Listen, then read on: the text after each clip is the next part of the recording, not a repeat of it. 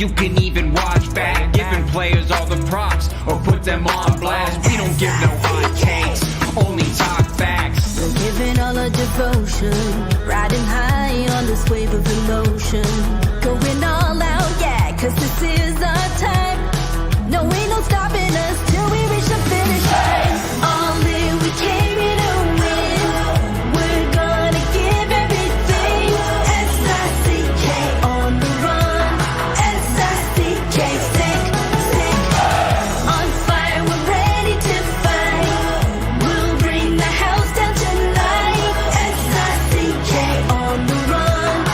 S-I-C-K, sick, sick. Playing on the car ride, play it when you lounge. X and O, you know that we can hold it down. Shout out to my man Sammy, got it off the ground. And to all the listeners tuned in right now, got debates, analysis, and speculation. This is sports talk for the new generation. You know where to find us, got a reputation. Sick podcast, your #1 sports destination. We're giving all our devotion, riding high on this wave of emotion. Going all out, yeah, cause this is our time. No, ain't no stopping us till we reach the finish line. All in, we came here to win. We're gonna give everything. S-I-C-K on the run. S-I-C-K, sick, sick. On fire, we're ready to fight. We'll bring the house down tonight. S-I-C-K on the run. S-I-C-K, sick, sick. S-I-C-K is the sickest podcast. Tune in for the audio, or you can even watch back. Giving players all the props or put them on blast. We don't give no hot takes, only talk back. S-I-C-K, S-I-C-K, S-I-C-K, S-I-C-K, S-I-C-K, S-I-C-K, S-I-C-K. All in, we came here to win. We're gonna give everything. S-I-C-K on the run. S-I-C-K, sick, sick. S-I-C-K is the sickest podcast. Tune in for the audio, or you can even watch back. Giving players all the props or put them on blast. We don't give no hot takes, only talk facts. We're giving all our devotion, riding high on this wave of emotion. Going all out, yeah, cause this is our time. No, ain't no stopping us till we reach the finish line. All in, we came here to win. We're gonna give everything. S-I-C-K on the run. S-I-C-K, sick, sick. On fire, we're ready to fight.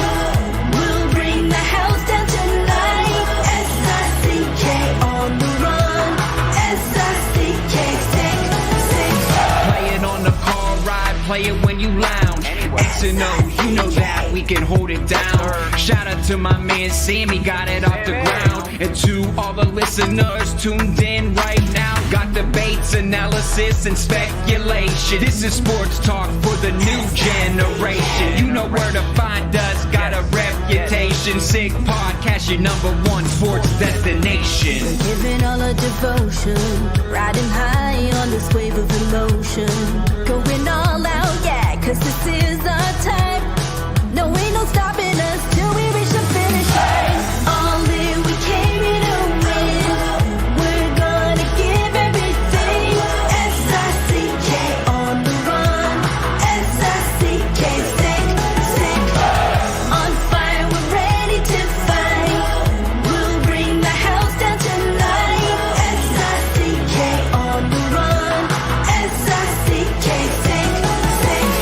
S-I-C-K is the sickest podcast. Tune in for the audio, or you can even watch back. Giving players all the props or put them on blast. We don't give no hot takes, only talk back. S-I-C-K, S-I-C-K, S-I-C-K, S-I-C-K, S-I-C-K, S-I-C-K. Turn up your volume. Because you're about to listen to The Sick Podcast. The Eye Test with Pierre, McGuire, and Jimmy Murphy. The Stanley Cup winning Colorado Avalanche. And after 22 years, Raymond Moore The sickest NHL podcast. It's gonna be sick. And welcome to another edition of the Eye Test here on the Sick Podcast Network. He is Pierre McGuire. I am Jimmy Murphy, and we will continue our preview across the NHL. We're in the Central Division this week, and we're going to get into the Winnipeg Jets and the Nashville Predators, who really, I think, Pierre, you'll agree with me, were the topic of the offseason in terms of transactions and free agency. They made a big splash, obviously, on July 1st when I was still out in Vegas after the draft. So we'll get into that in a bit. But first, Pierre, I want to talk about a team closer to me that I'm very familiar with, and that's the Boston Bruins. They kicked off training camp today. Well, off-ice testing for the players. They'll go on ice tomorrow for the first day. But Don Sweeney and Jim Montgomery did address the media. And, of course, when Don Sweeney met reporters, the topic of Jeremy Swayman came up. You know what? Let's go right to the sound, and then we'll react to it. So this was a key part of Don Sweeney's press conference, where he seemed very agitated at a lot of what he called false information, inaccurate information getting out about the contract negotiations. So give it a listen. Don, you've said it a few times now. I like that, huh? What, I hate to go back to this, but what inaccuracies are bothering you? You've mentioned them a couple of times now. What specifically inaccuracies are Go ahead and ask me a specific one. If you got knowledge of it, like that we haven't offered an 8-year deal, or we haven't, we're not willing to compromise, or we haven't moved on things. Like, at the end of the day, I'm not talking about specifics. You're just not gonna get it. But the fact I did reference one, as a matter of fact. I think it's bullshit that somebody says I wouldn't return a call for 3 weeks. That's inaccurate. Was it written? Was it said? Was it written? that one? I'm not sure. Well, I will tell you, I don't listen to podcasts. I said my son loves biz, thinks he's fabulous. I think he's a great entertainer, okay? But at the end of the day, they're inaccurate. And that's okay, because that's all part of the business nowadays. It's okay if you turn around and say it's your opinion or your belief and such, but don't report it as fact. That's all. Listen to everybody, bark at you for doing things right or wrong. You have to put the earmuffs on at times. I laugh because my son loves the Spit Up on Yourself podcast. And I did that on purpose, Joe, you're right. Because I'll go back to the inaccuracies of what everybody's reporting. And, it's great entertainment. It's great entertainment. But at the end of the day, it's not a lot of fact checking going on there. So that part of the business, you got to recognize this city is awesome for that, because they want their teams to win. Whoa. So right to the point there. He didn't hold back, Pierre. And look, obviously being part of the media, being a reporter and always trying to dig for information, I know what it's like from this side, but I also don't envy what it's like in his shoes or any GM's shoes when you're going through a contract negotiation that is dragging on like this one is. I think, I don't like it for my job. It stinks that he's going to take the high road and not get into details and not do it through the media. But I totally respect it, and I think it's the right way to do things. I listened to that podcast. By the way, I do want to clarify, and I'm going to go back and fix it in my story, because somebody pointed it out to me that it wasn't Paul Bissonnette who said it first that Don Sweeney was not returning calls to Swayman. It was Ryan Whitney, who's his co-host on Spittin' Chicklets, not the name that Don Sweeney called it.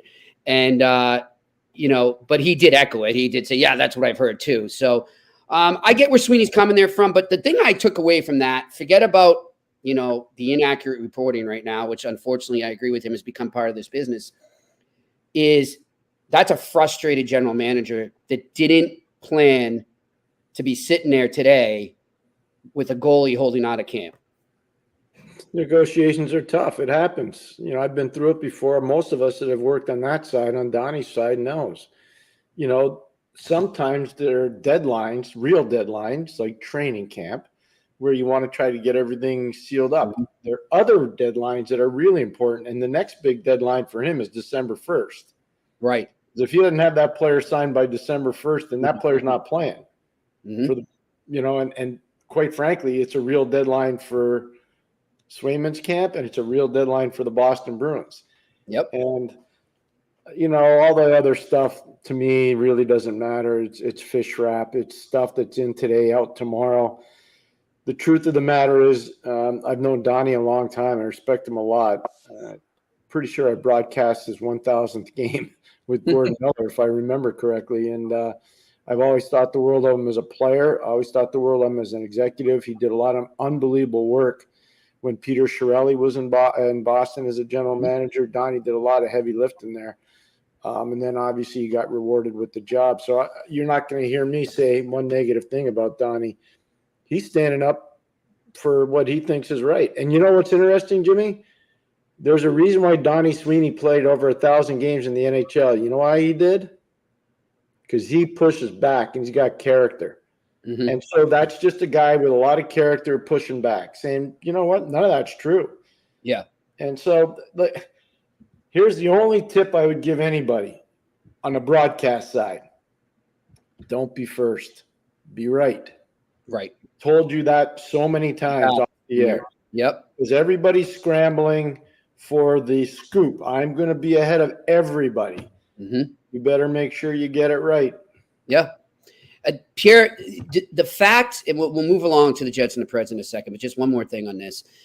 The fact that it's kind of been a positive outlook, a positive projection from both sides, throughout the summer, throughout the offseason. I know that's what they're always going to do, but it seemed pretty sincere. And I think that both sides really were confident that they wouldn't be in this situation right now.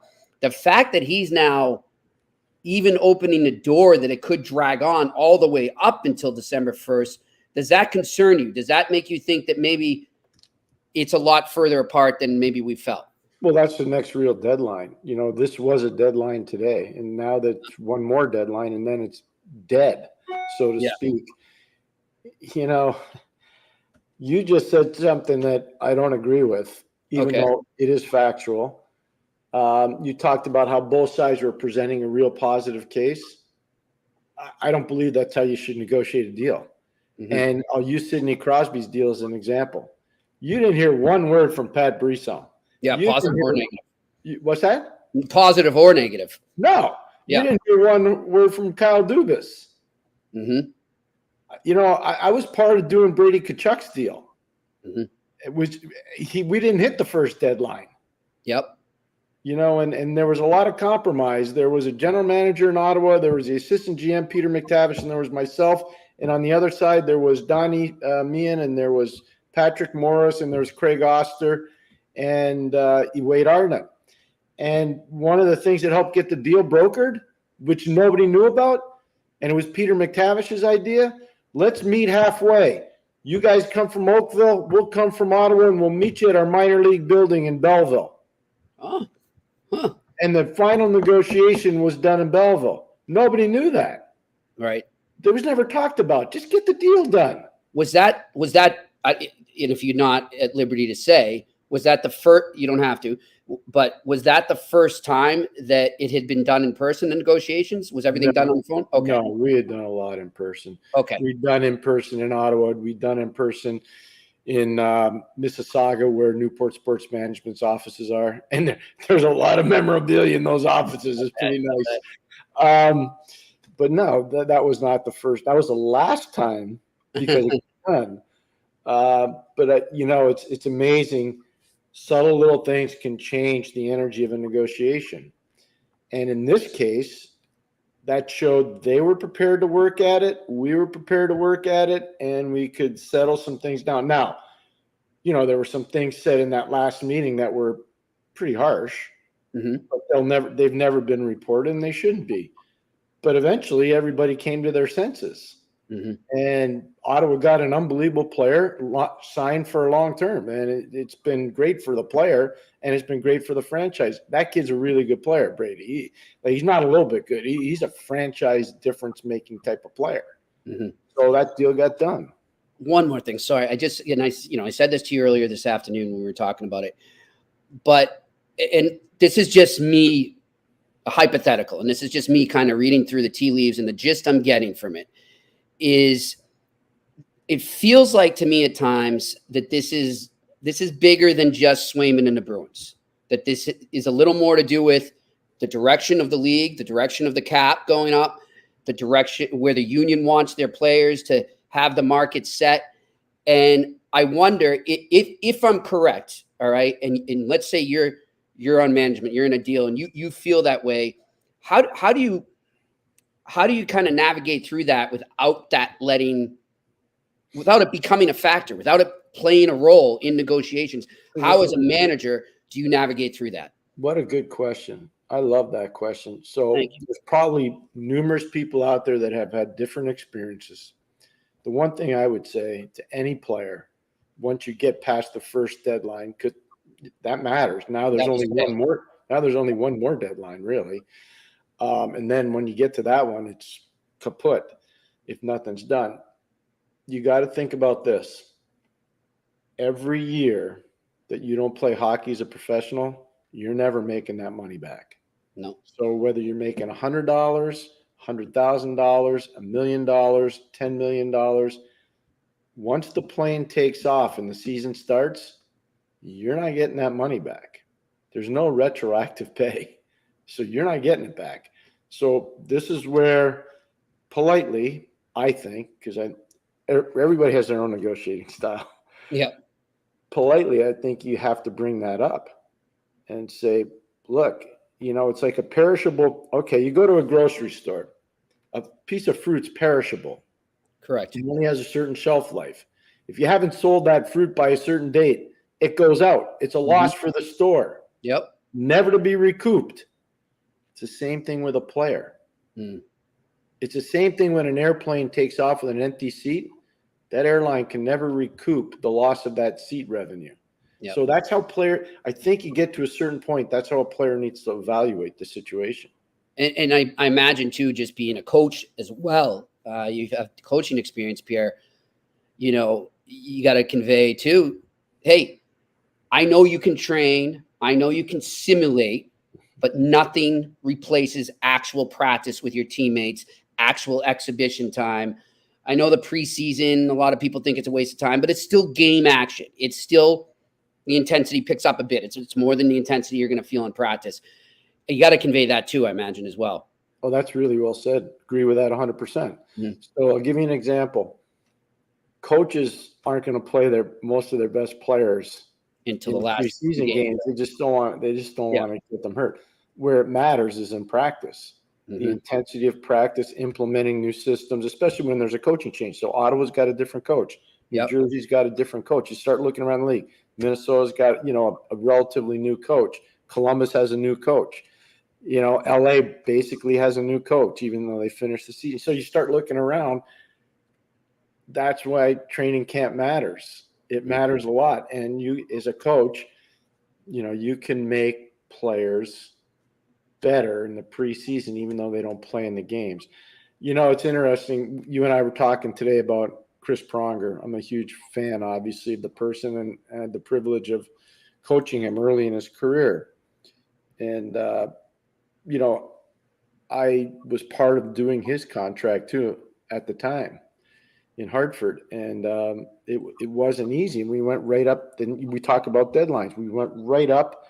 There was a midnight deadline at that juncture with the CBA. He had to be signed by midnight or he wasn't playing that year. And I think we got it done at like 11:45. Wow. We went right to the end.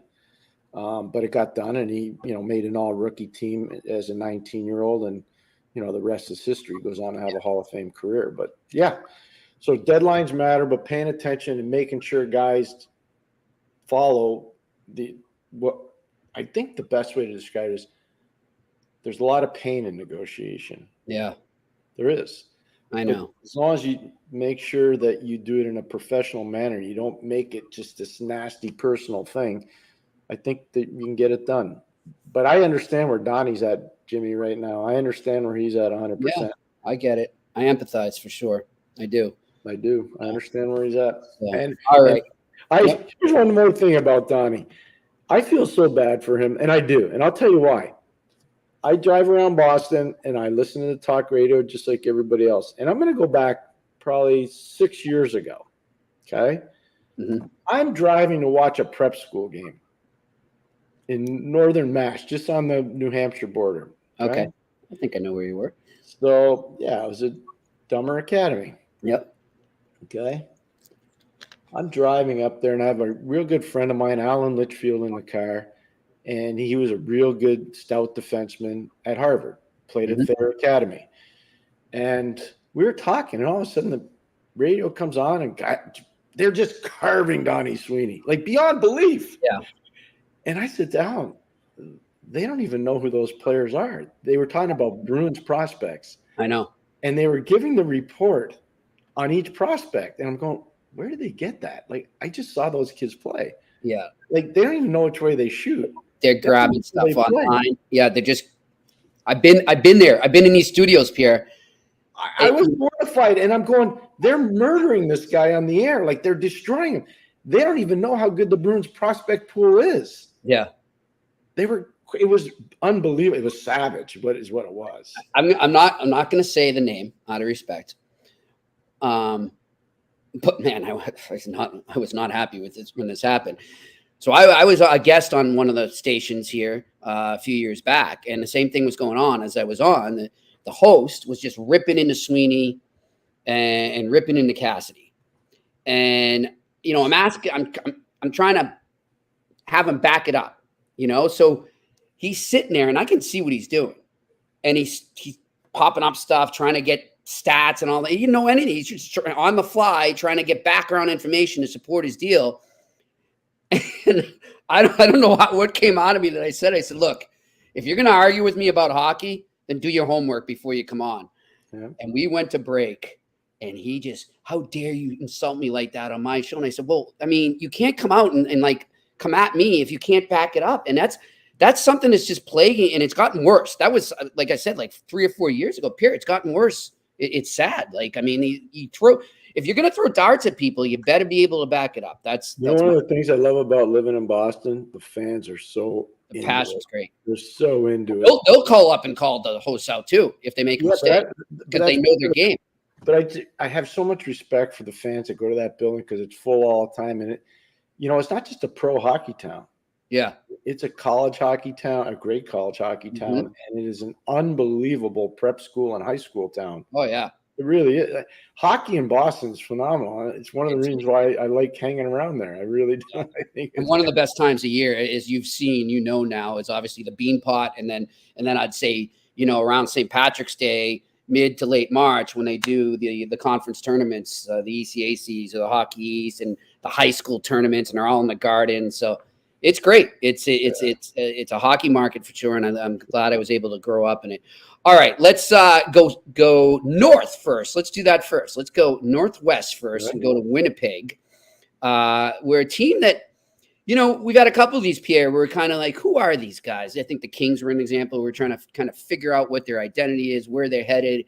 And that's kind of the gist I get with the Winnipeg Jets is, who are they? What is their identity right now? And what is their direction? I think they have a lot of potential. I just don't know if they're there yet. They're close enough to realizing it yet. And they're I think an enigma is too strong a word, but they're a question mark to me. They're a question mark. If you were to put a gun in my head right now and say, are they going to make the playoffs? I might have to take a bullet because I wouldn't have an answer. I honestly wouldn't. So that's the way I look at this team. Now I think they're a little short at center because Cole Perfetti's not signed, and I still don't think they figured out whether Cole's a center or a winger. I would tell you he's probably a centerman, but they haven't figured that out yet. Right. That's not their fault. They rushed him into the NHL, and I just said that.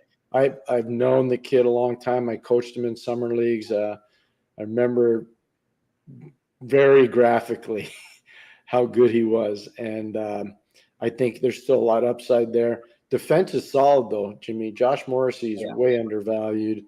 Dylan Sandberg's way undervalued. Dylan DeMello's way undervalued. Neil Pionk, a couple of years ago, I thought was one of the most improved players in the league. Yeah. So, they got guys that want to be there. Obviously, regular season, Connor Hellebuck's for real. Everybody knows that. They're going to have to fix the playoffs. But I just don't know, where are they with the Perfetti deal? Where are they with Nikolai Ehlers? Offensively last year, their goal differential, they were a plus 60. Okay, which is really good. They were a plus 60. But I don't know if they have that this year. Yeah. until they get their lineup organized. Now, Scotty Arneal's taken over there for Rick Bowness, and Scotty's a good coach. He's a very good coach. So I'm really excited to actually watch him get another chance to be a head coach in the NHL. Yeah. So I think that's positive. But I think for them, you nailed it right off the top. What is their identity going to be? Right. I don't think anybody really knows. Well, I mean, what they know. Pierre, you coached games, I believe, against Scotty Arneal, right? When he was playing? He was a player in Buffalo, yeah. Okay. So what was your take on him as a player? And do you think that is the identity we'll see come out? He was an industrious, hardworking player. That's how I felt. In junior, he was a point getter. I mean, he was a real good player in junior. But in pro, he was good. He was industrious. You would want him on your team. That's how I would view Scotty. A guy you can depend on. Yeah. He's a hard worker. So that's what I look at. And I look at their team and okay, so we look down that lineup. How many industrious guys could you say they have in that lineup right now? Well, Iafallo's way undervalued. Mason Appleton's way undervalued. Nino Niederreiter's a real good player when it comes to that. Morgan Barron, I saw him play a ton of Cornell for Mike Schaefer and obviously traded to Winnipeg from New York with the Rangers. Dave Lowry is an amazingly industrious guy. So they've got those guys. So maybe that's what we're looking at. It's just, but no, I don't know. It's one of those weird things. I just don't know down the middle. Scheifele's an elite player, but after that, we're talking about creating points, creating surges offensively. I just don't know if they have enough. We'll see. Yeah. And what about Cheveldayoff, Pierre? If you're grading him right now, and let's say his last 3 years, where do you see him as a GM? They've been fine. I mean, he works hard at his job. He did great in the trade with the market. I'm just telling you, it's a hard market. He's lucky they have really solid owners. I can tell you right now. Yeah.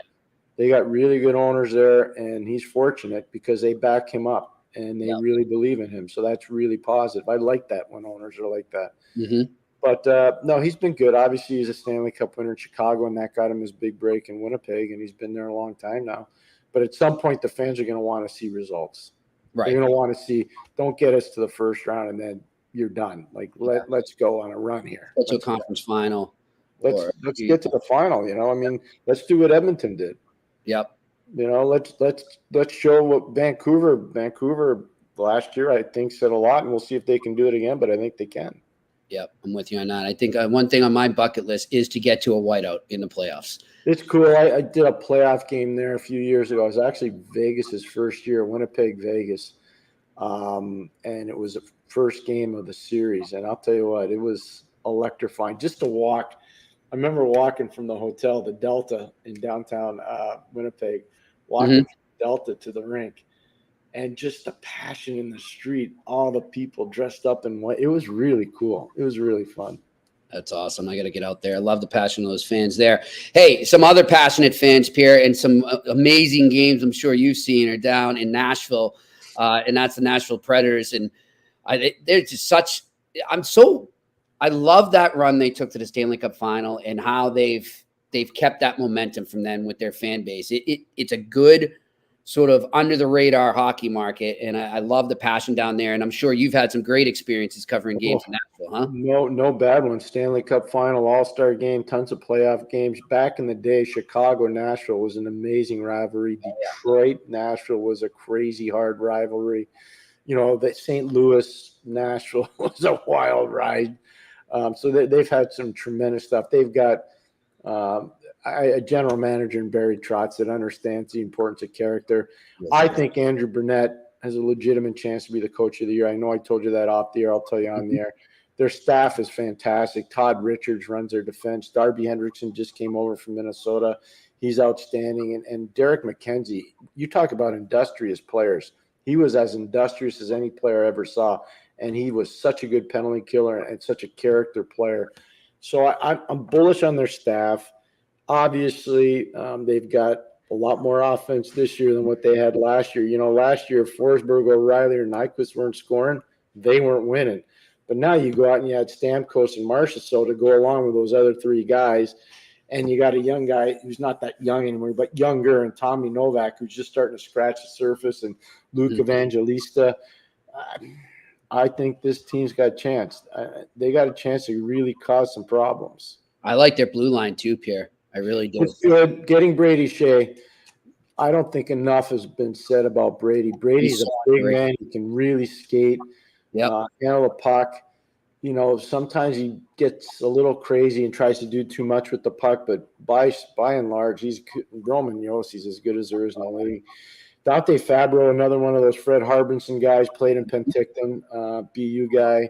He's starting to really find a way. And I think one of the more underrated, smaller defensemen in the league is Alex Carrier. He's a really good player. Plays on the right side there. He's a really solid puck-moving defenseman. So they've got some good stuff there, and I think everybody knows how good UC Saros is. And I'll tell you this too, Pierre. I mean, not to be forgotten on that blue line, when he can stay healthy, he can lay the thunder with his hits, and that's Jeremy Swayman. Yeah. I mean, he can lay some thunderous hits and set a tempo in a game, and I like that about him. I loved him when he was in Boston, but he was just always hurt. That was a problem, you know? Yeah. No, that's fair. I mean, he takes a lot of bite out of people. There's no question about that. You know when he's out there. You definitely know when he's out there. But no, I have a lot of respect for their lineup. I just think Barry's an outstanding hockey man. So I'm very optimistic for their fans. They finished with 99 points, 47 wins and 99 points last year, Pierre. Am I crazy to think that they could get 12 to 15 more? No, I think 10's more realistic. Yep. But because I'm thinking Utah's going to be better. Yeah, good point. And so that makes it a little difficult. I still think Minnesota's going to be better, even though some of the pundits have Minnesota kind of going through a rebuild. I'm not sure about that. St. Louis, I think, will be better. So, do I think Nashville will get more than 99 points? I do. Yeah. I think 8 to 10 would be more realistic than 12, but you never know. Know. You look back, though, just, back to the Jets quickly, because I didn't ask you on that, too. I feel they're dropping in points. What do you think the drop-off is? Well, because they were at 110 last year, Pierre. I know they did. It depends on Hellebuck, number one. It really does. He's an important part of this whole thing. Oh, yeah. As he goes, they go. Yeah, if he runs like he did last year in the regular season, they'll be 108 to 112 point team. They will. But if he doesn't, they could drop to 98. I mean, that's kind of where they could go. So it's going to be interesting to watch their team. The one thing I'd say is Gabe Velarde's way better than what a lot of people thought, and I think he's going to have another big year. Kyle Connor's as explosive a goal scorer as there is in the league, especially off the rush. He's just amazing. They got to make sure that they figure out what's going on with Perfetti and what's going on with the Ehlers. Those two guys are really important. They're really, really important to their team. I'm with you on that. Yeah, and you look at it, I mean, 110 points last year, but they actually, Pierre, and I'm looking at the standings, they finished the season with 8 straight wins. So they went into the playoffs on an 8-game win streak, but then the wheels fell off, as we all know. Oh, and they shouldn't have, because you're thinking about, Colorado was their first-round opponent, and were they up 2-0 in that? The goaltending. Remember, Gorgiev was having a tough time. Yeah, and then eventually, the roles reversed. Yep, yeah, that was an interesting one. That's what happened, and then Colorado finds a way to get through, but a lot of that is because Gorgiev out goaltended Hellebuck. I mean, that's just reality. Yeah, nobody saw it coming. All right, let's get to our Q&A. But before we do, we want to talk about one of our sponsors, welcome them back, and that's Homage, the great clothing brand. They specialize in ultra-comfy, high-quality looks repping sports, pop culture, and more legendary moments. Learn more about Homage with the link in the description. And I'll tell you, Pierre, they make some good old-school shirts. I got a great one of the 2004 Boston Red Sox when they broke the curse. It's one of my favorite T-shirts right now. The material is so comfortable. It's sort of that soft, light material that's perfect for summer. And they've got really cool, like I say there, really good pop culture stuff. I believe you got one for your son, right? My children are running around. My son's in Boston. My daughter's in Ireland working. And they both have Homage stuff, and they enjoy it a lot. Yeah. Yep. Good segue, my friend. Speaking of Ireland, yes, we've got some wonderful, exciting news to inform our guests of, and that is that we are going to be going over to Belfast. We'll land in Dublin. We'll travel up to Belfast. Actually, I think I'm going we're making a pit stop, you and me. Yeah, Right? we'll get to you. Go ahead, do your It's thing, that. man. I'll jump But on. we are going up to Belfast once we land, and we are going to cover the Friendship 4 tournament, which has become a go-to event in Ireland. Really has helped boost the sport of hockey. Obviously, they have the Belfast Giants there, which they do a great job, an amazing arena.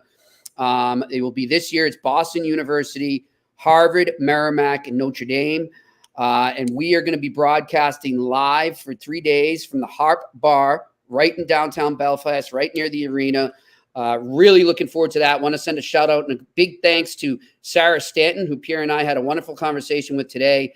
So as we get closer to that, we'll be bringing on guests connected to the event and talk more about it. But mark it down. The last week of November, American Thanksgiving weekend. Pierre, we're going to have to find a place to have some turkey and cranberry sauce and stuffing over there.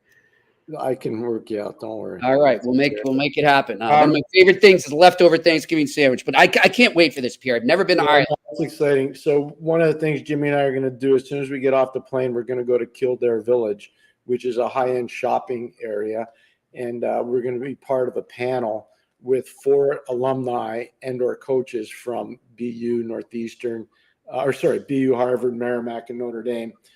And then right after that's over, I'm going to take Jimmy into downtown Dublin and try to teach him how to behave properly. and then we'll go up to Belfast the next day. But this is an exciting time for college hockey. The people at Cara Travel Group and Sarah Stanton have been unbelievable to deal with so far, and we're really grateful for her help. The people at Value Retail have been amazing. I've been in touch with them all summer, and it's been so easy to go through. And this was something Jimmy and I had, like, long-term planning. How can we help grow college hockey? How can we help grow the reach of the eye test? And this was one of the things we thought of.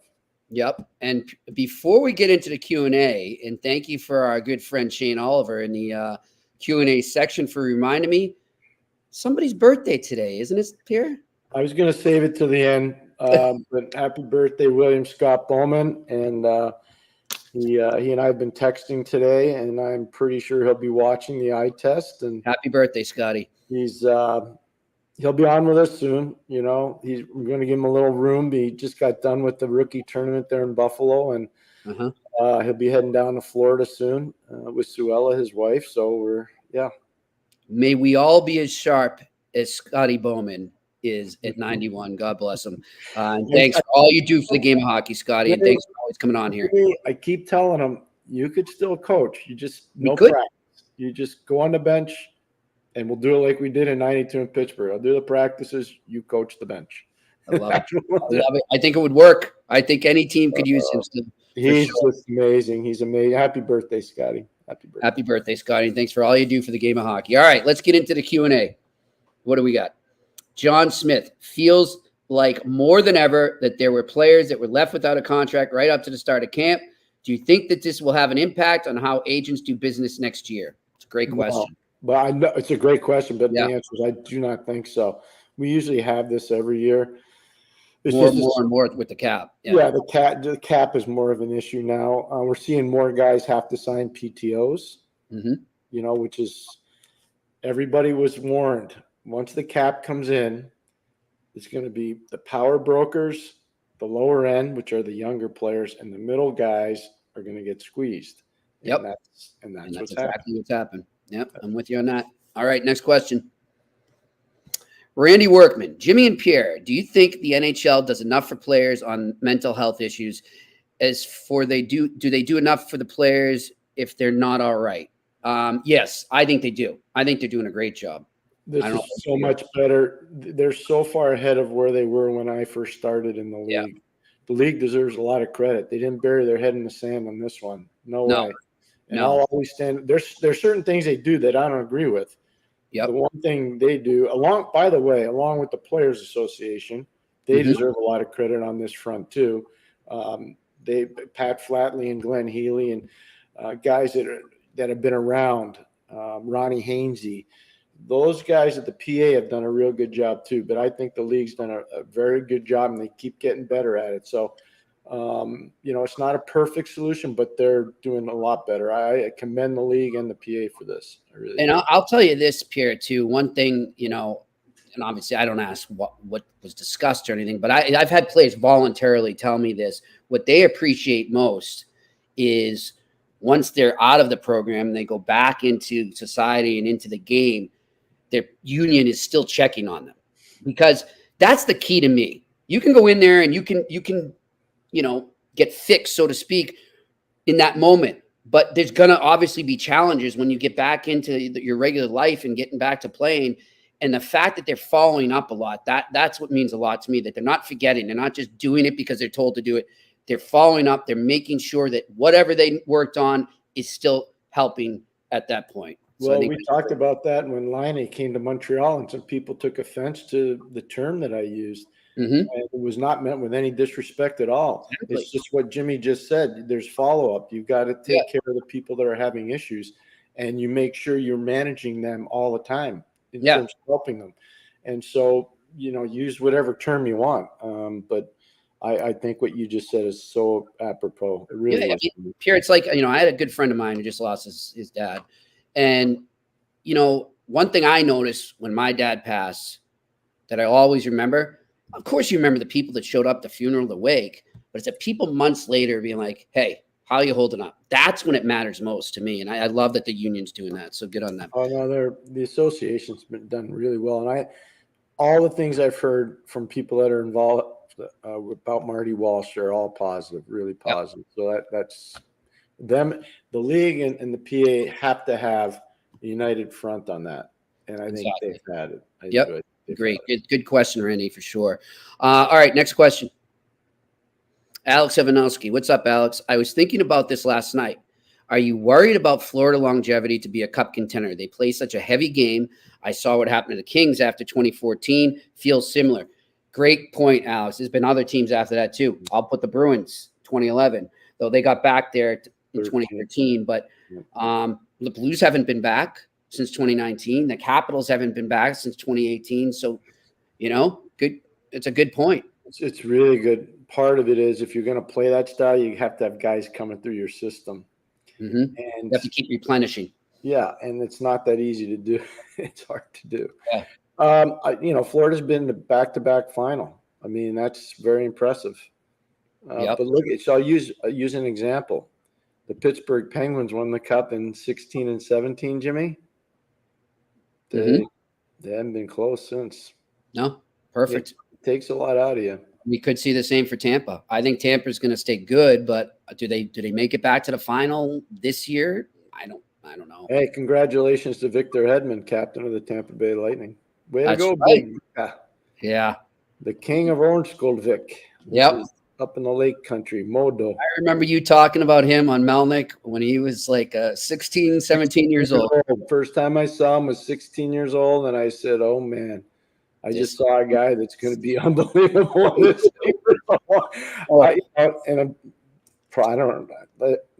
probably 14 years removed from having watched Pronger, and I'm going, oh, boy, I'm seeing a lot of similarities here. A lot of similarities. It's unreal. And now 2 cup rings later, and now a C. Congrats to Victor Hedman. All right, next question. Alex Evanowski again. When it comes to team matchups, if you have a really fast but smaller team playing against a slow but bigger team, what would each team's path to win be style-wise? I think he brings up the 16 Penguins, maybe versus the 14 Kings. Well, puck possession, you're the smaller, faster team. You want to play a puck possession game and force them to chase you and take penalties. Don't just give it up and have to go forecheck them because they'll use that to their advantage. They'll hold up. They'll get in the way. They'll wear out your smaller guys. So puck possession, playing 5-on-5 if you're the smaller team, and trying to force the opposition to take penalties with your speed. If you're the bigger team, it's pretty simple. Win faceoffs.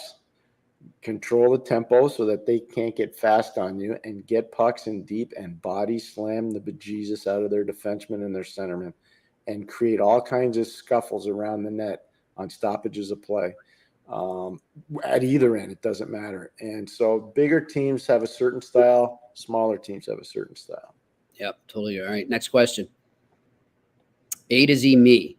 Which team do you guys think won't do as well as some experts think? That's a good question. I'm worried about Edmonton. I'm with you on that. And it's not because I don't care who wins or loses these games, but I will tell you, Jimmy, they spent a lot of collateral to get to the final. They did. They spent a lot. And, they lost some guys that are – Cody Ceci played a role in that. Desharnais played a role in that. Broberg played a role in that. Those guys are all gone. Those are all gone from what was the weakest part of their team defense. Well, their defense. They didn't add a goalie. So Stuart Skinner's going to have to keep climbing the ladder, and if he does, that will help them. I just don't know. I see the improvement with a lot of teams in the West, especially in the Pacific Division. I don't know if Edmonton can get back. Yeah, and you know what? I'll go to the other team that was in the Stanley Cup final against them that beat them, and the team that was just referenced here, the Florida Panthers. I sense a Stanley Cup hangover. I really do for this team. I think it's going to be tough out of the gate. The question will be, can they recover from that? So we'll see. Yeah. All right, next question. Shane Oliver. Welcome back, Shane. We haven't heard from Shane in a while. Good to have him back here. My Habs defense opening night versus the Leafs. Matheson, Gooley, Struble, Savard, and Barron, Jackeye. I save Hudson and Mailou for game 3 versus Sens. Am I wrong? I would dress 7D, 11 forwards, and I'd have Hudson in the lineup because I want him on the power play. Me too. So, other than that, I love it, though. Outside of that, it's good. It works fantastically well, especially on Barron. People don't realize Barron, if you're going to send him down, he requires waivers. So you send him down, somebody's probably going to claim him, so you're going to lose him for nothing, just the waiver price. So, but I really believe, and Jimmy, I've been telling you this for a long time, I believe Montreal's got to play 11 forwards and 7D. I do too. To get Hudson going, because he could really change the dynamic of that team, especially on the power play. Oh, yeah. Pierre, I wanted to ask you too the other day when we were talking about Hudson. And, I think I'm not up there. I would ask Marty, I would ask Mike Matheson, but how much of a mentor do you think Matheson can become for Hudson? Huge in terms of how he carries himself, how he relates to the city, how he relates to his teammates. He's young, he's smaller. There's going to be a lot of glitter because people are going to love the way he plays offensively for sure. So Mike can be really good. Michael had trials and tribulations in Florida. He had huge trials and tribulations in Pittsburgh. He ends up in Montreal, and he's just taking his career to another level. And I'm not surprised. Right. I Great fan. watched him play a lot when he was a kid. He's a really, really good player. I mean, he always has been. And he's such a rock-solid citizen. Yep. He's an amazing citizen. Yeah. Really I could see that relationship really playing a pivotal role. And I agree with you. I think it's a great question. Good point. All right. Next question. Matthew Cesar. Question for Pierre. What is your assessment of Easton Cowan and Fraser Minton? They are good players, but I can't help but think that the Leafs fans overblow them.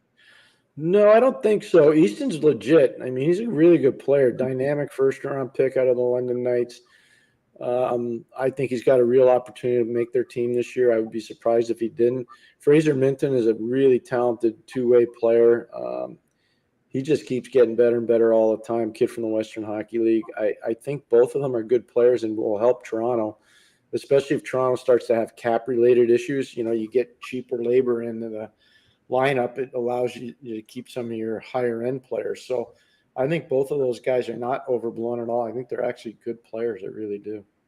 All right, next question. Matthew Cesar again. Question for Pierre. Do you think fighting should be banned in hockey? I go back and forth on this a lot. There was a time when I was down at ice level and I was really concerned because the guys were getting bigger and bigger and in the punches. When you hear them down there, it's not like watching on TV. It's a way different sound. But now I look at it, I don't know, just because the face shields are on there, guys are tying their helmets up more. So really the risk is breaking your hand more than it is maybe breaking a guy's face. I mean, I did the game once. I'll never forget it. When Zdeno Chara fought Raiden Sivanins in Montreal. And he basically just caved his face, and it was scary. It was really scary. I don't think ban it. I think maybe below the professional levels, you may want to think about that, but I don't know. And I've gone both ways on it. I've gone both ways on it. So it's hard to say. Yeah, I'm kind of the same. I'm torn. I really am. All right, next question. David Robinson. What's up, Dave? Pierre, what's the potential effect in the Bruins locker room if Swayman holds out until November-ish and the Bruins lose more than they should? Not going after Swayman with this question. No, I know exactly where you're going, though, David, because sometimes the players can be mad at the management. Sometimes they can be mad at the coach. Sometimes they can be mad at the player. In this case, I don't think they'll be mad at the player. No. I think they'll be mad at other people. Mm-hmm. So I don't expect it's going to be that big of a problem because I think there's a lot of maturity there. Brad's gone through contract stuff before. Mm-hmm. I will say this, though. I remember clear as day being in Boston, and I'm not going to tell you the players' names. There were 3 of them. When Johnny Boychuk got traded to the New York Islanders. Oh, God.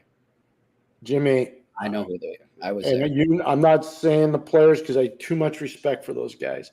But they all came up to me, and they wanted to meet. And they wanted me to blast the team for making that deal. I said, I'm not doing that. That's not how I do my business. And guys were really upset. So that's to David's question.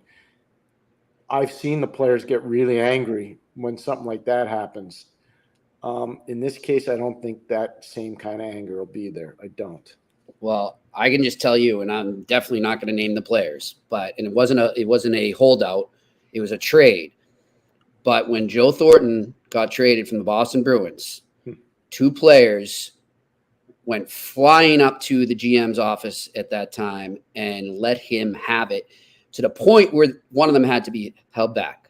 So I'll just tell you, it can get ugly sometimes, but I don't see it getting that way. I'm with you, Pierre. I don't see it getting to that level here. I think there's frustration, but it won't escalate. That Boychuk one, and I told Johnny when I saw him later on, I did a bunch of Islander games, and I remember telling him, just so you know, these 3 guys stepped up for you big time, and you better know who they are. He was so beloved in that locker room. Yeah, he was really, really respected and admired. And I told him that, and he's like, "No way, really?" And one of the guys, again, I've known him a long time. One of those guys, and he was so ticked off.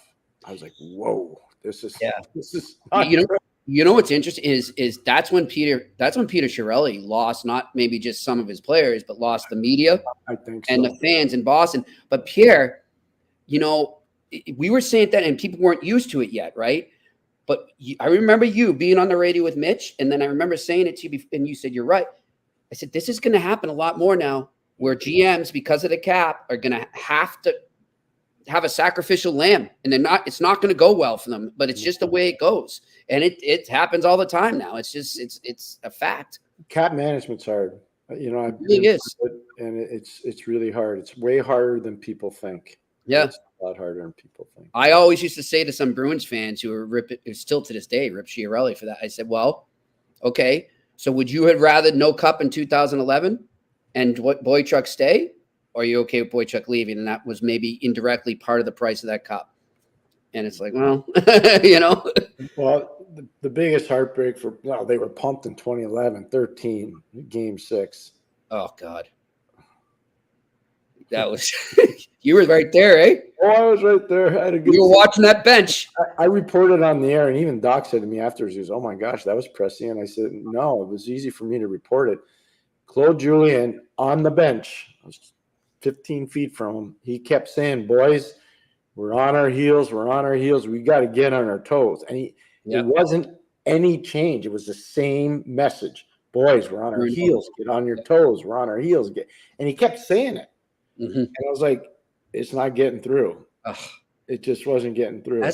Pierre, that's got to be the worst for a coach. I'm sure you've been in that situation when you see the momentum shifting and you're almost helpless. Like you want to get out there and there's nothing you can do. You know, Big Mo's changed. Yeah, and you're trying everything to get it back, and you can't. Yeah.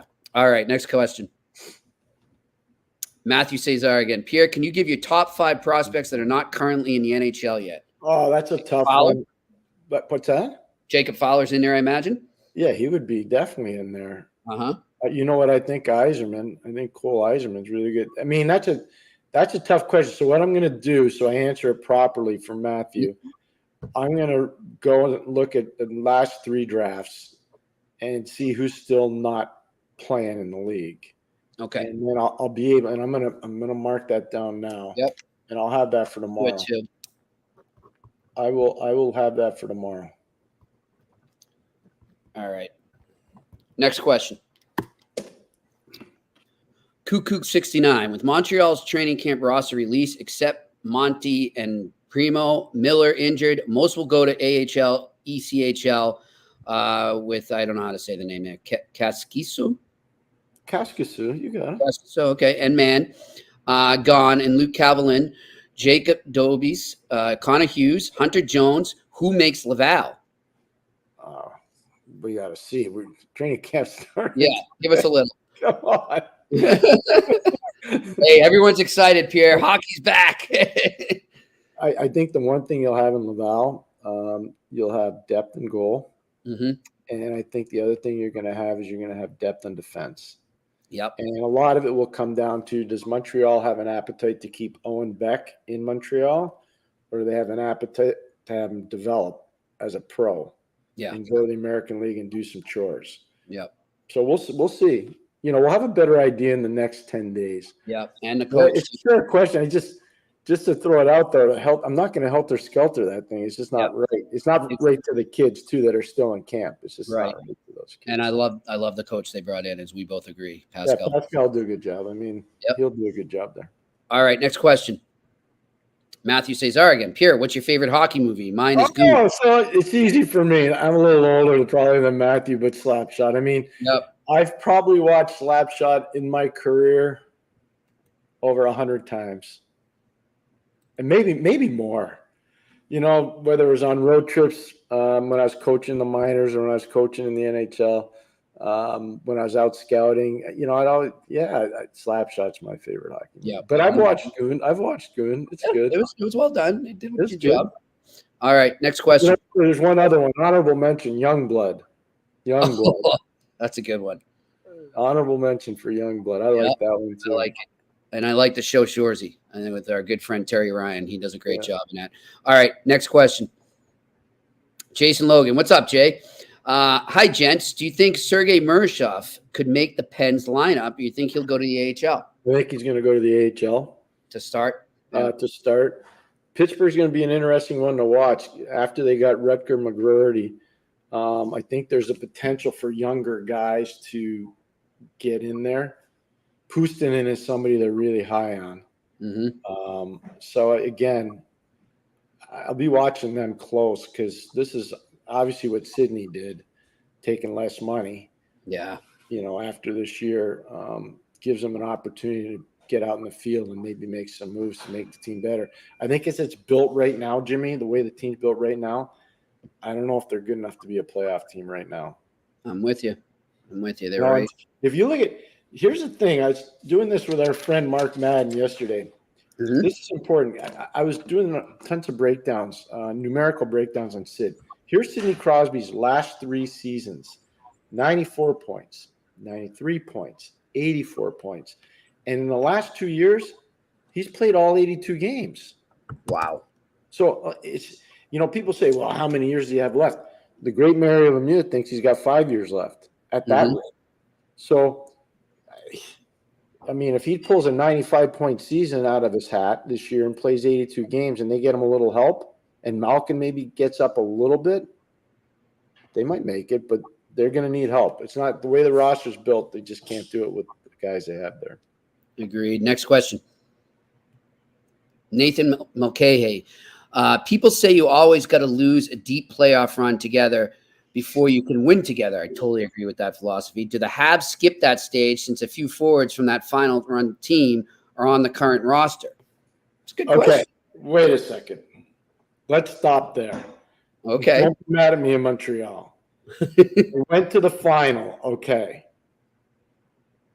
That wasn't the final. I know. Okay, let's just be clear. That's not their fault. They just played by the rules of the game. Mm-hmm. But in reality, that was a team that probably wasn't a playoff team. Yep. So to their credit, they caught lightning in the ball and they did some good things. And I got to tell you, I don't agree that you have to lose to win.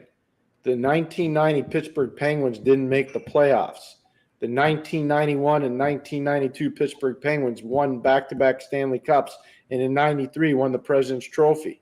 Mhm. So I don't agree with that whole thing. I don't. Yeah. I don't think you have to go deep to lose and then win the next year. I don't think so.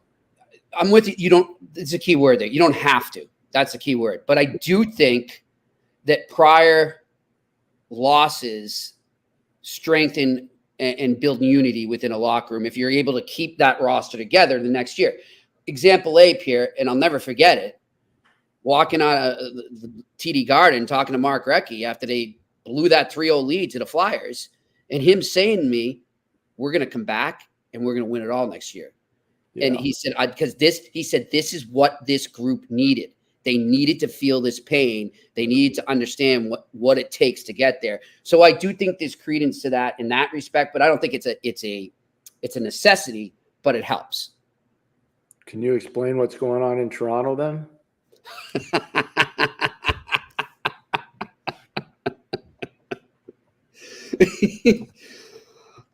Touche, my friend. Touche. Oh, that's good. Yep, touche. They are a whole other situation. All right, next question. Enter Tap. With a logjam in Detroit for goaltending with Talbot, Husu, Lyon, and Campbell. I forgot Campbell was there. How do you see Sebastian Cossa fitting in? He's ready, in my opinion. That's a great question, Enter Tap. First of all, I'm a big Sebastian Cossa fan. I watched him play out in Edmonton in junior. Big, lateral, athletic, good player. Jack Campbell, I think, will be in Grand Rapids. The interesting one's going to be what do they do with Ville Husso? Does he make their NHL team?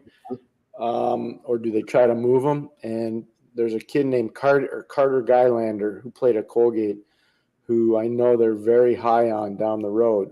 Okay. Do they put him in Toledo in the East Coast Hockey League? Do they try to put him in another American League situation, or do they put him in Grand Rapids? There's a lot going on with the goaltending situation in Detroit, a lot. So Cam Talbot, if you go into the season, you got Sebastian Cossa and Cam Talbot, and Husso is at 3. I don't know. Or do you put Cossa down in Grand Rapids and let him play a ton, and you have Jack Campbell be his backup? I don't know what they're going to do, but Steve's got chips to play in the game. It's interesting. I'm going to have to Google it, and if I can find it, I'll bring it up tomorrow, Pierre. I want to say, I remember it was either Bob Duff or Kevin Allen in Detroit Hockey Now earlier in the offseason talking about this very topic and saying that Eisman had hinted he's got some trade bait there that, Well, Ville Husso, if he can stay healthy, could be a guy that could be traded. Some team could use him as a backup for sure. I don't see them being in a rush to trade Sebastian Cossa. I just don't see that. It would defeat the purpose. Yep. But Jimmy, go on Detroit's prospect list and pull up their goaltending, and you'll find there's a young man from Michigan State. Oh, yes. I want you to read to the viewers his numbers. I will pull that up right now. He's not Augustine. Is that who we're talking about? Ray Augustine, yes. All right. Let me pull that up for us right now. Yeah, he's another keeper for sure. Let's bring him up.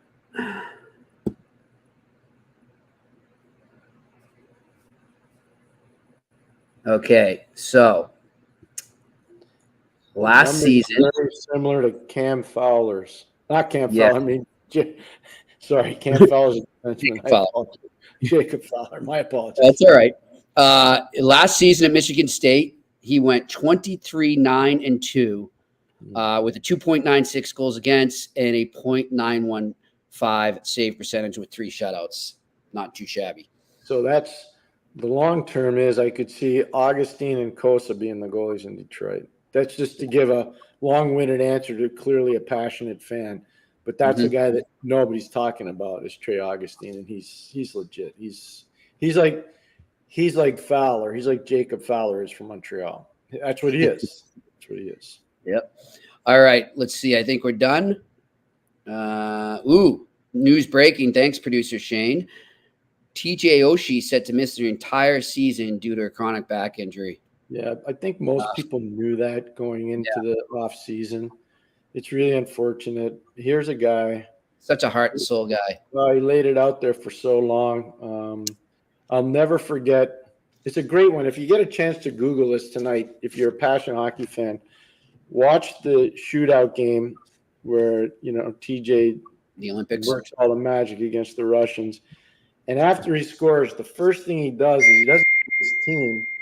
He goes right to his goalie to hug him. Yep. Saying, I got you. No, you had me. Thank you. You allowed me to keep going.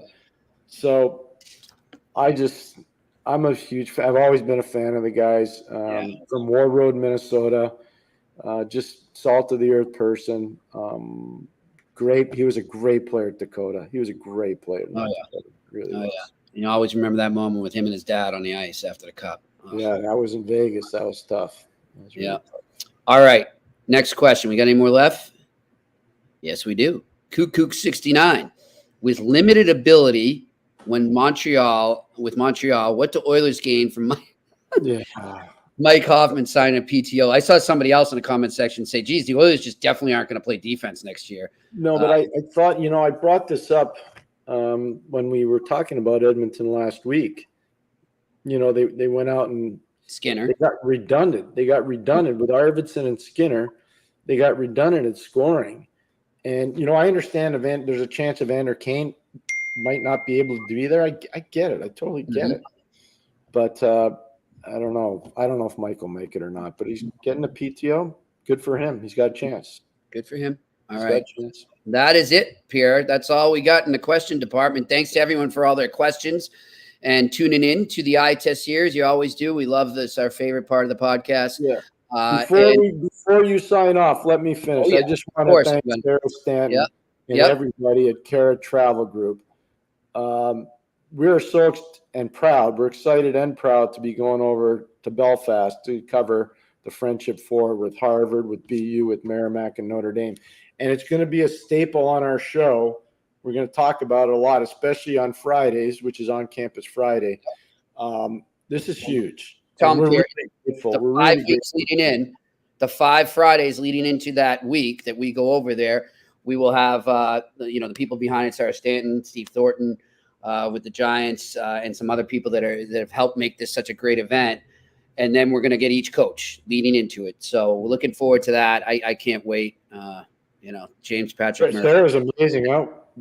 I sent her a text. I go, your passion and energy is infectious. Oh, she's great. You should coach a team. Yeah. She is. Her son is a heck of a soccer goalie too, Pierre. He's in the Liverpool junior camp. Oh, wow. He goes over there and he studies over there and plays over there. So, so she's definitely a sports person. We love having her as part of the eye test family now. So welcome aboard to Cara Travel and Sarah Stanton. Looking forward to that. And thanks to Shane, as always, up in Montreal. And if the rest of our crew at the Sick Podcast Network is listening on the road as they trek back to Montreal, safe travels to them. Hope we kept you busy and gave you some laughs. We will talk to you tomorrow here on the Eye Test on the Sick Podcast Network. And that's a wrap. Hope you don't miss us too much until next time. Follow the Eye Test with Pierre McGuire and Jimmy Murphy on YouTube, Facebook, Google Play, and Apple Podcasts.